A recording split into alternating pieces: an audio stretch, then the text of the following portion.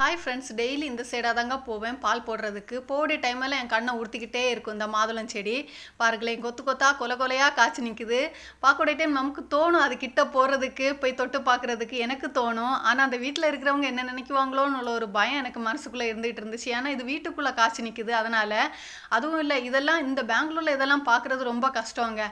இது ஊர்லன்னா நம்ம சில வீட்டிலலாம் நின்று நான் பார்த்துருக்கேன். ஆனால் இந்த பெங்களூரில் பார்த்தது இல்லை. பார்க்கக்கூடிய டைம் ஒவ்வொரு காயும் அவ்வளோ பெருசாக இருக்குது.